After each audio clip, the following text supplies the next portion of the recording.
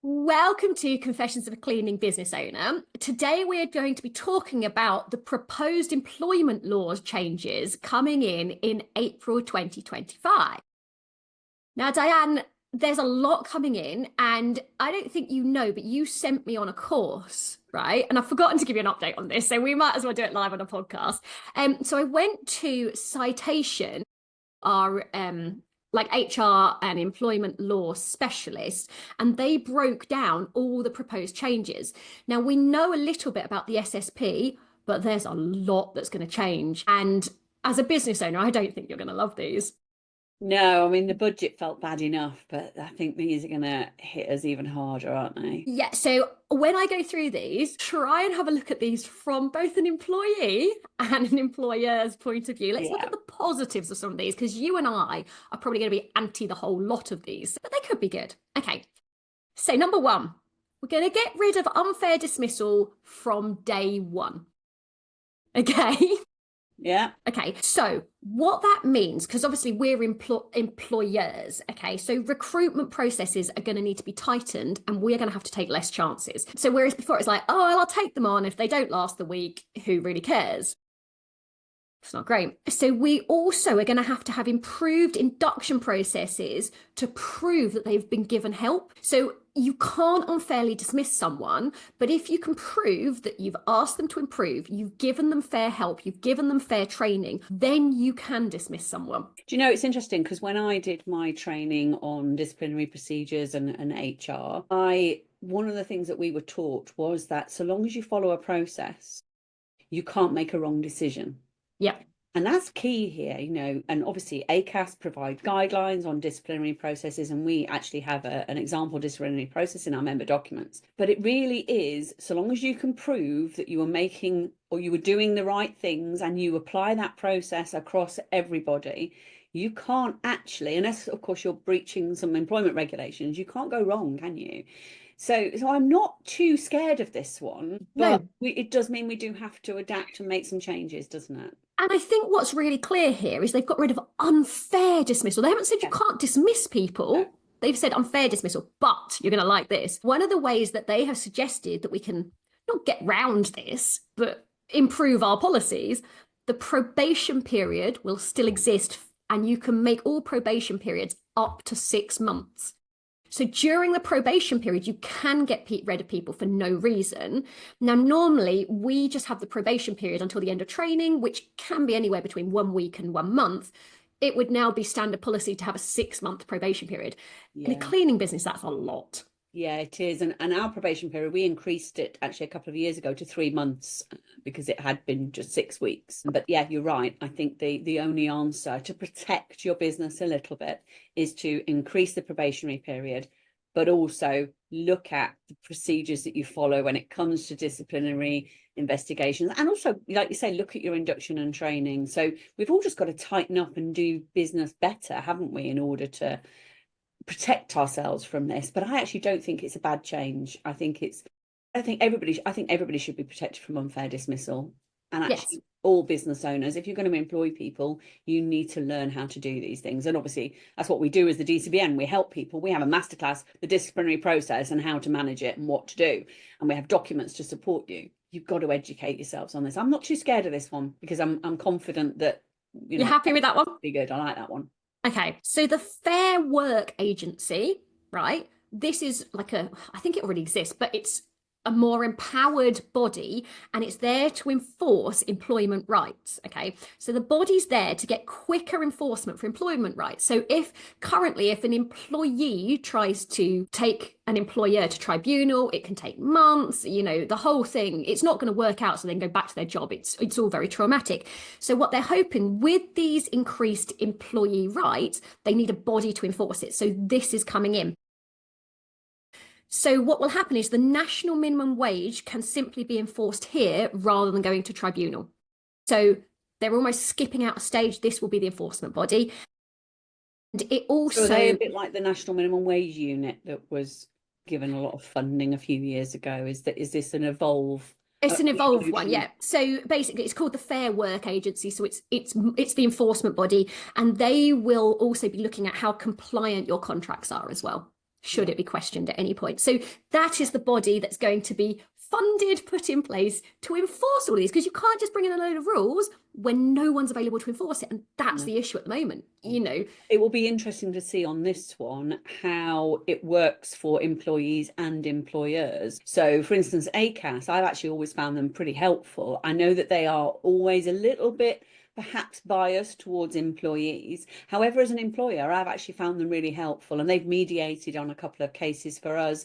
And actually they were very sensible, because we'd followed proper processes. They were really helpful. They then went and explained that to the employee, the processes that we followed and their decisions. So actually I like them and I find them really useful, and their website's great, full of information. So I'm hoping if this is the same kind of ethos, if you like, where they're there to support both parties and make sure that every party is looked after, then it could be a good thing. Yeah, because we're not always faultless, you know, and actually I'd rather have someone, I've had it where ACAS were like, right, you need to pay 20 quid to your employee. Fine, there goes 20 quid. Yeah. It's all over. I'm not going to court over 20 quid. Have the 20 quid. It's gone. Okay, so that's going to be the enforcement body to enforce these new laws. 0-hour contracts. That's an interesting one, isn't it? Okay, so they are going to ban exploitative 0-hour contracts, not 0-hour contracts. So they're banning exploitative 0-hour contracts. They are not banning 0-hour contracts. So that's an interesting one. Is there some more information on what they mean by exploitative versus a 0 hours contract? Because obviously we provide a 0 hours contract as one of the 3 employment contracts that are provided in DCBN memberships, reviewed every year by an HR specialist. So what do they mean? So let me explain. I'll give you a few more of this and hopefully it'll make a bit more sense. So first of all, the government actually want to keep the UK as having one of the most flexible labour markets in the world, which is why they're not completely banning it. But contracts now must represent the hours worked in the last 12 weeks. So you can't just have a 0-hour contract. It's now it's moving more to what we'd look at as a variable hour contract. So it represents the last 12 weeks. There is the right to reasonable notice for shift changes or hours. So you cannot, what they're trying to stop is you put a shift change on at midnight, expecting them to come in at 8 o'clock the next morning. So that's what they're changing, reasonable notice. Yeah, and I've actually seen that used, and I won't. Somebody that I know, a relative, worked for one of the big supermarkets, and they could literally go into work and be told there's no work for you today. He had a family.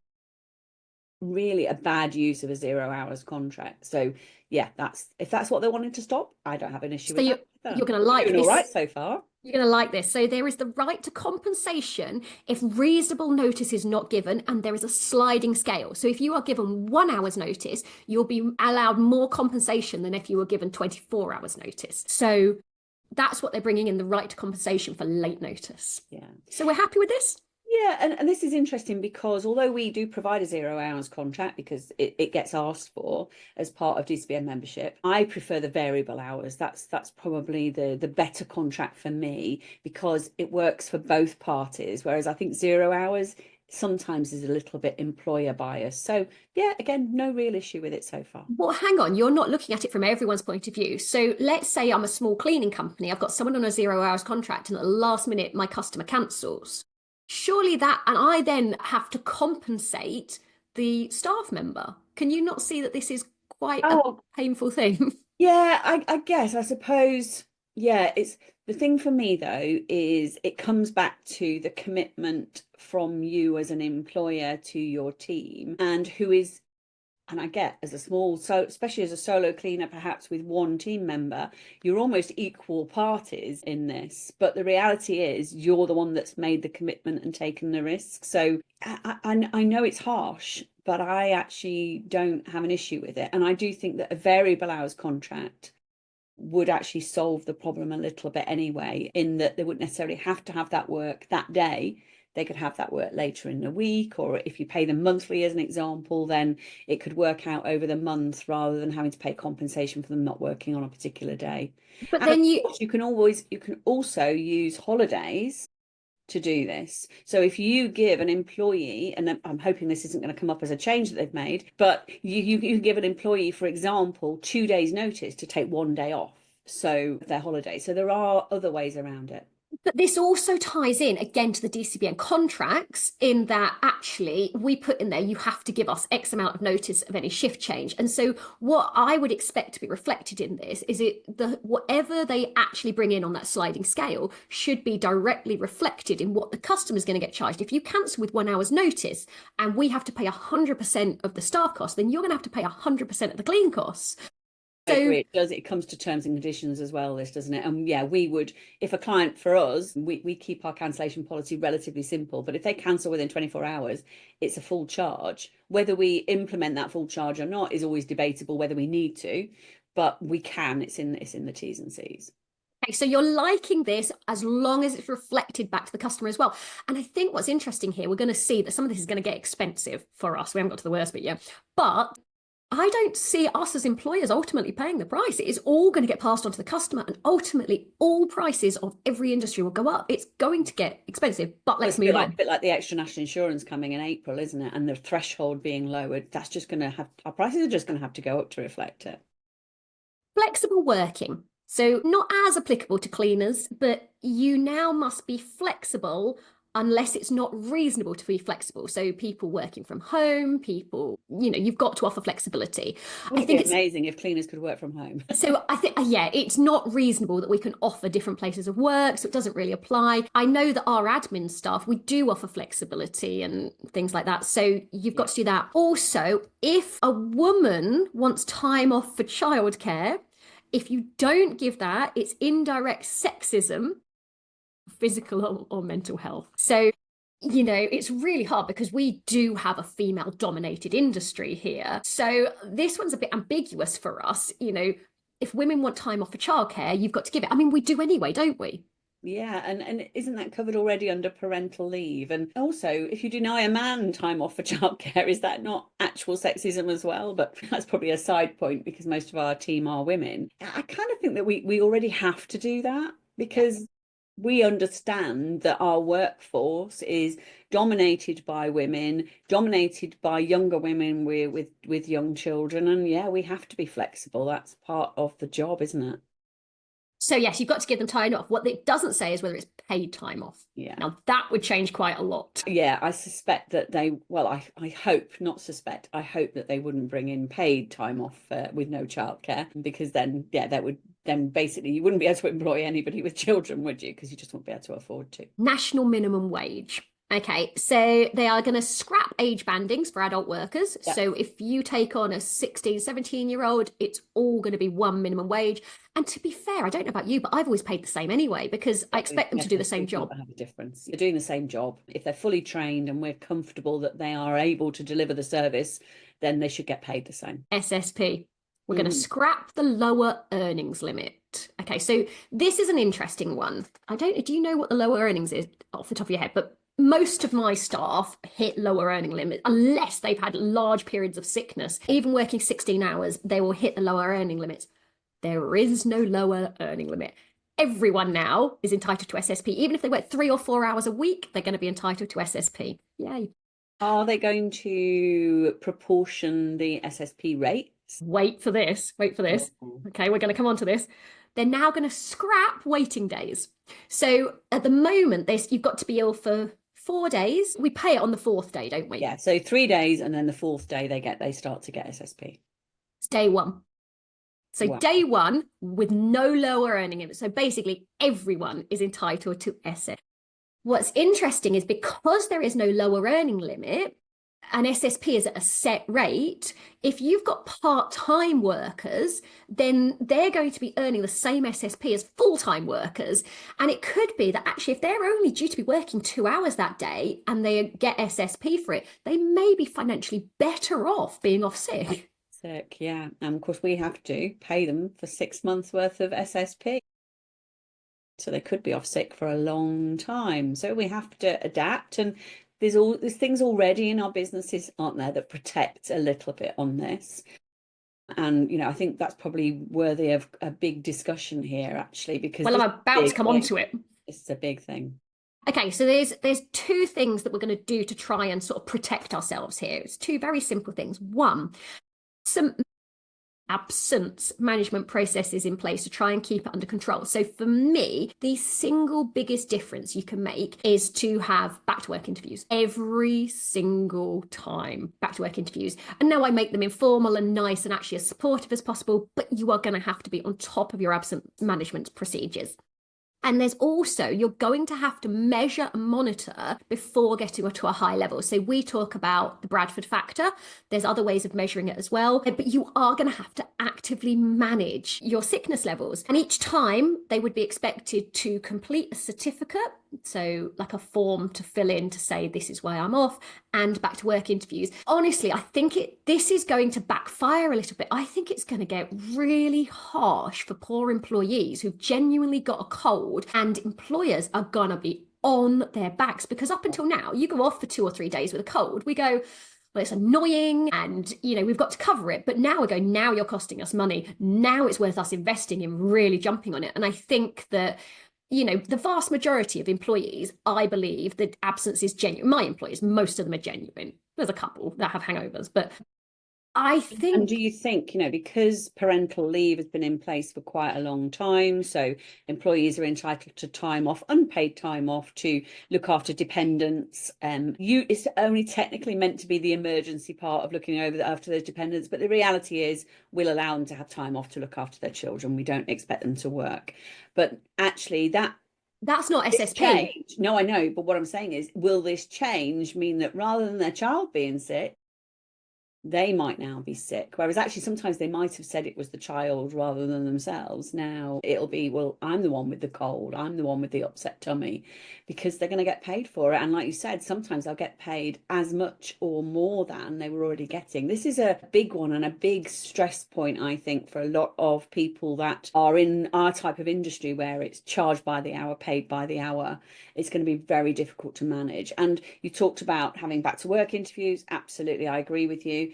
Ways of measuring attendance and absences and looking for patterns, but also having an attendance policy in place. Like, we have an expectation of 95% attendance. It's in the contract, it's there in our policies and procedures, and we measure it. If they fall below, it's a disciplinary process. So we can start to really use those policies and procedures, and that we'll have to enforce them more. That's the reality. Whereas now we might let it go at 93%. We're not going to do that if we have to pay them sick pay.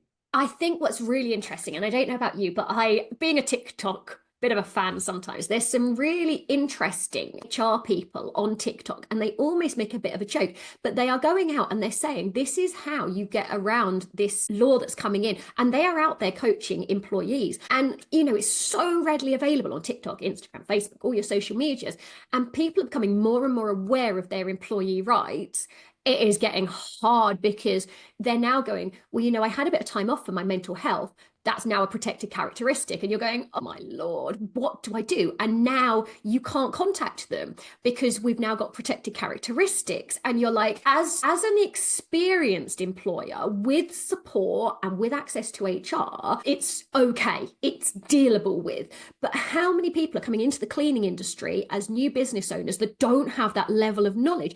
You are basically like a lamb to the slaughter. You can be exploited with these new laws so much. It's not a fair playing field. And what they've tried to do is level the playing field because they felt that employers had too much power. And that's fine if, as an employer, you have full information.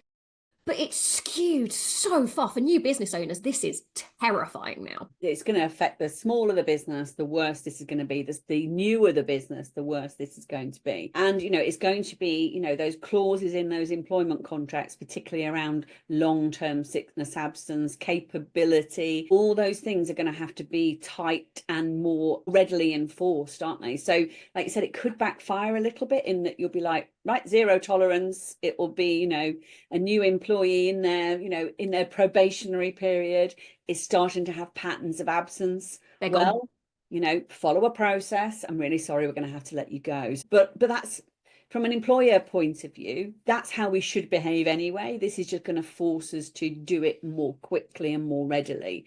So yeah, it is a worry, this one, definitely. It's probably, out of the ones we've discussed so far, the worst. I've got more. Okay, equality and harassment. let's go on to this. Just to be clear, with these things I'm outlining here, these are the proposed changes by the government. They are actually being fought at the moment by the FSB and various business bodies. So we don't know entirely what's coming in April, but these are the proposed changes. So we'll discuss all of them. They may not all come in. Anyway, equality and harassment. It is going to become unlawful if someone's been on maternity leave to dismiss a woman for 6 months after maternity leave. Wow. So no matter what happens, no matter what the reason, you can't dismiss them. Wow.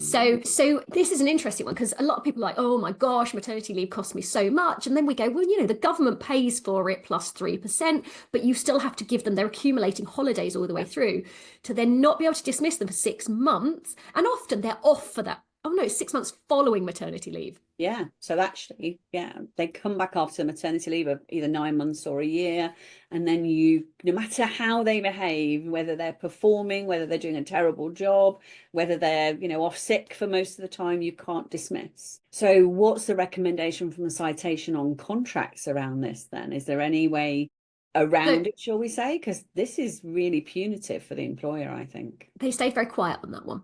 So we'll see whether that one comes in. But to be fair, it's an interesting one, because as a woman, actually, I do believe there's not enough support for women out there. So as a woman, I'm like, actually, I'm not so anti this. As an employer, I go, oh dear Lord. Even if I was an employed woman now in that sort of age range, going back to work, I don't know that I would be.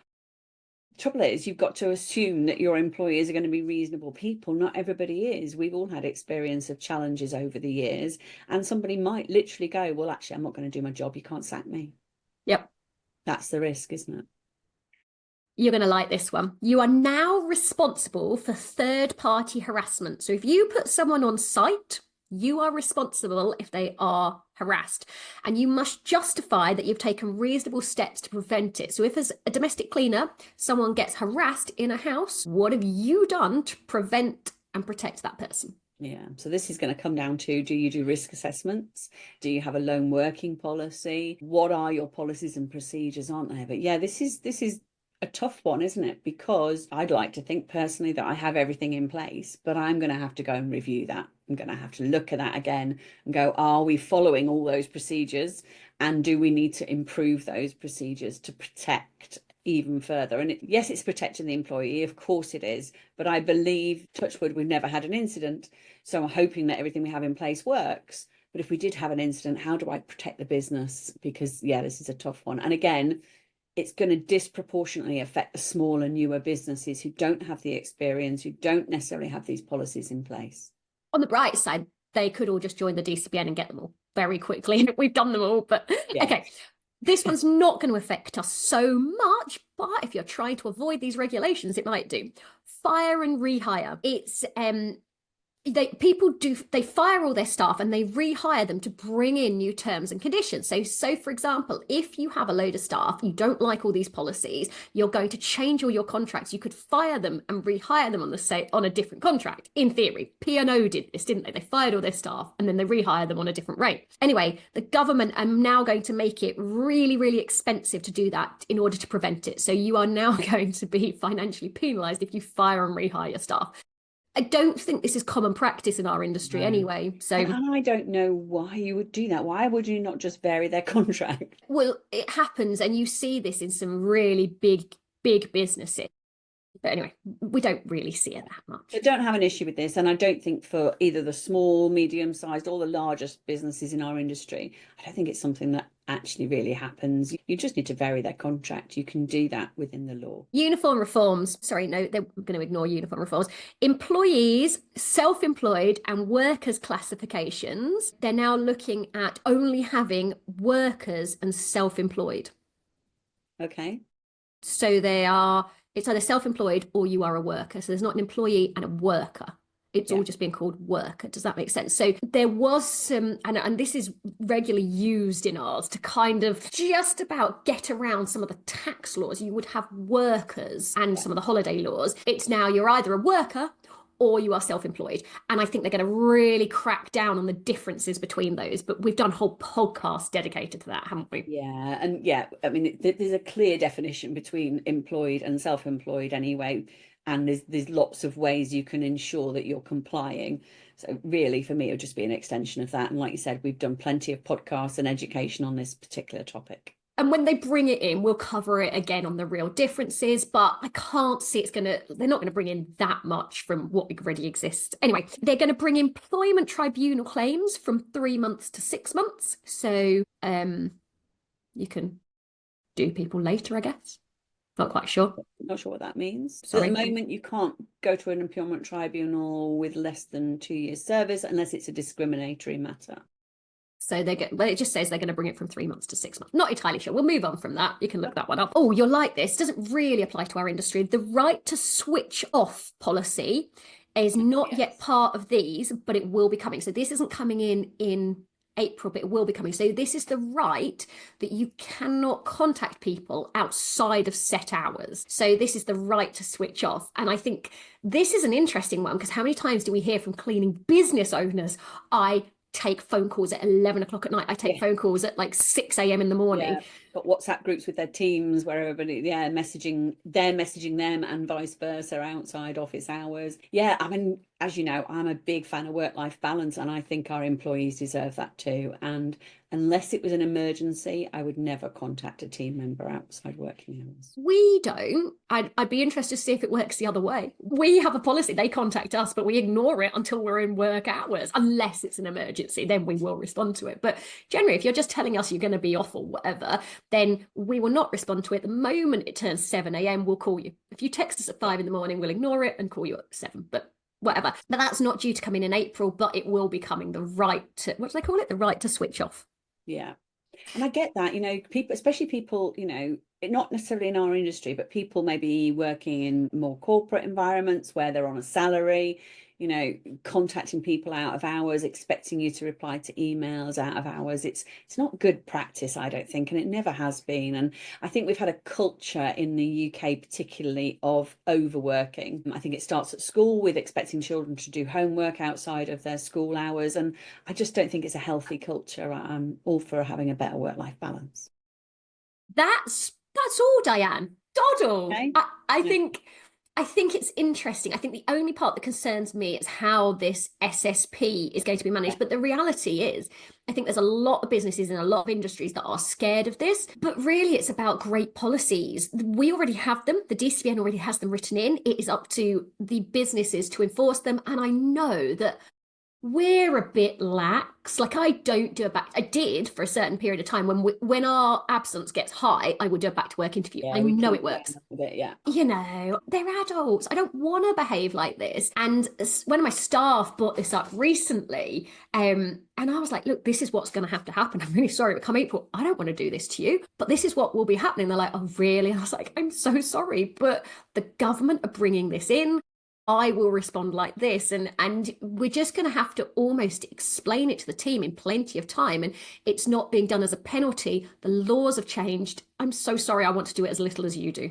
Yeah, it's a bit like, isn't it, with the national minimum wage going up and employers' national insurance going up, our customers are going to have to pay more. These changes to employment laws mean that we're going to have to change and clamp down a little bit on how we do things. We don't want to, but if we're going to survive as businesses, then that's what we have to do, don't we? And get better at it.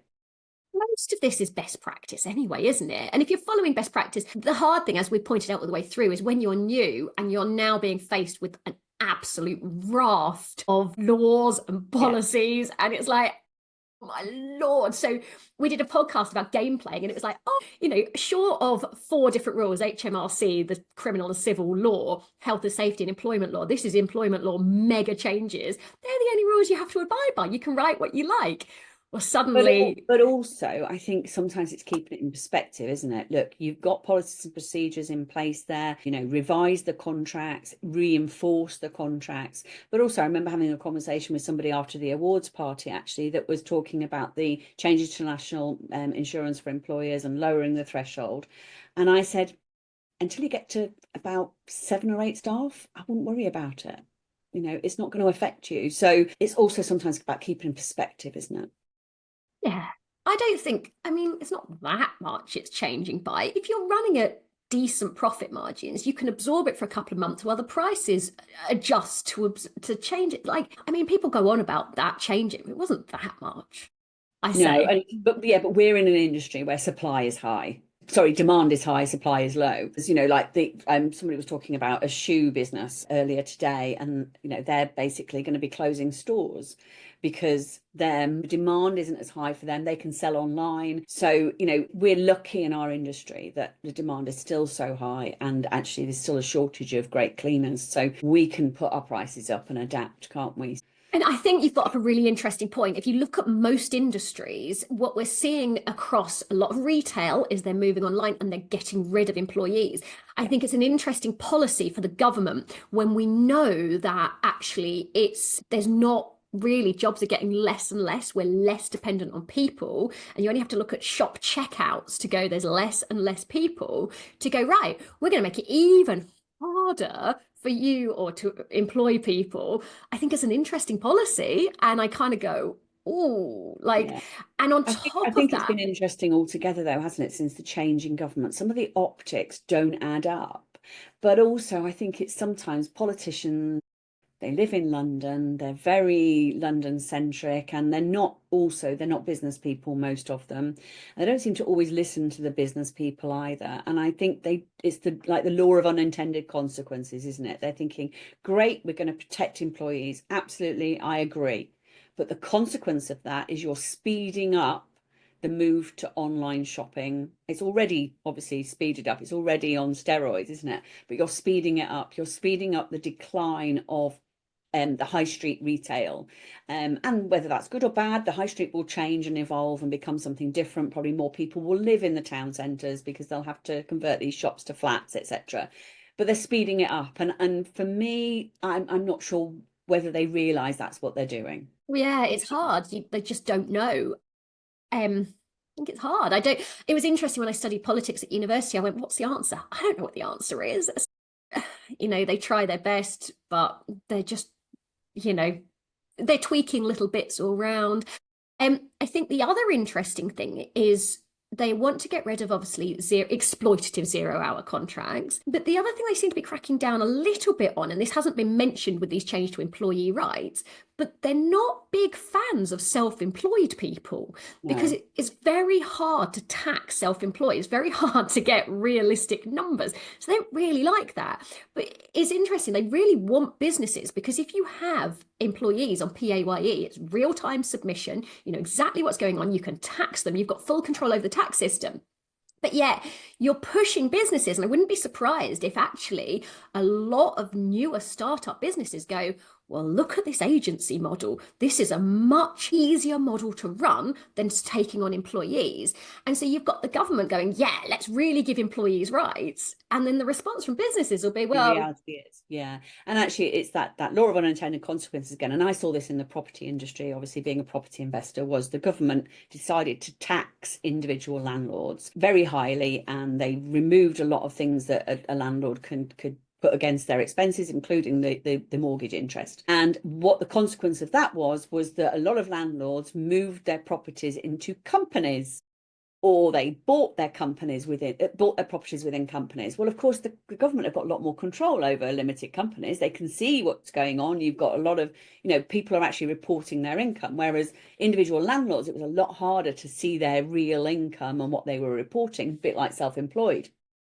Unfortunately, the consequence of that, of course, was a lot of landlords actually just sold up.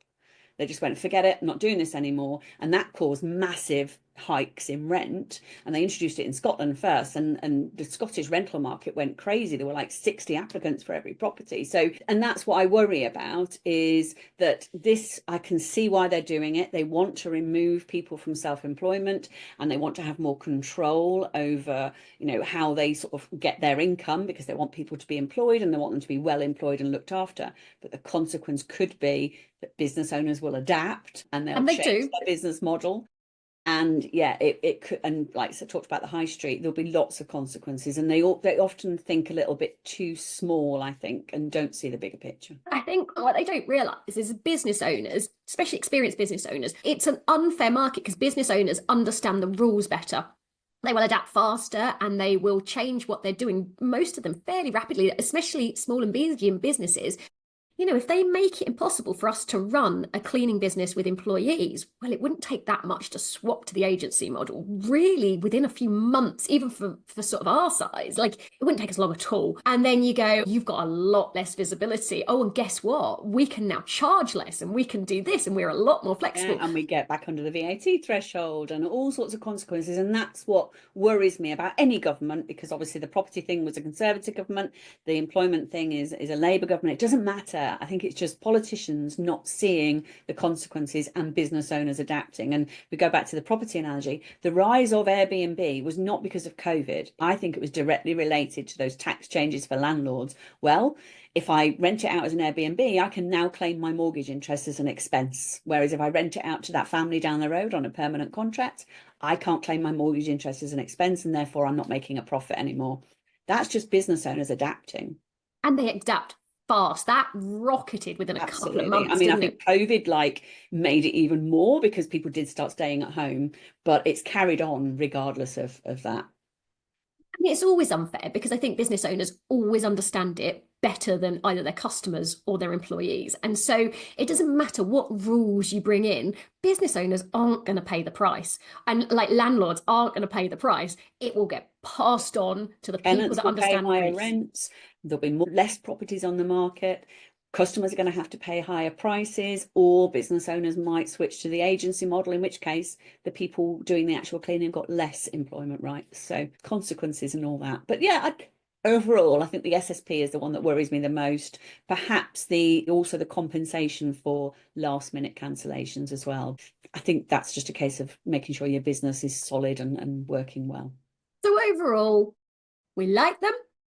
But the jury's out, one, as to how many of these come in, and two, what the consequence of them will be. And I don't think we'll see it till, we'll start to see inklings in July time, I reckon. Wait and see, and we'll adapt. And of course, the DCBN will be here to help everybody adapt, because we will get the contracts revised, whether that's employment contracts, contract for services, whether it's the client contracts. We'll get all of those revised to take account of any changes. And of course, no doubt we'll be running some training sessions on these things as well. People go, where does my money go? Well, in this one, it's going to go straight to the HR and the lawyers, straight there, and you'll get it immediately. Well, I say immediately, give us a week. Absolutely. Thank you, Diane.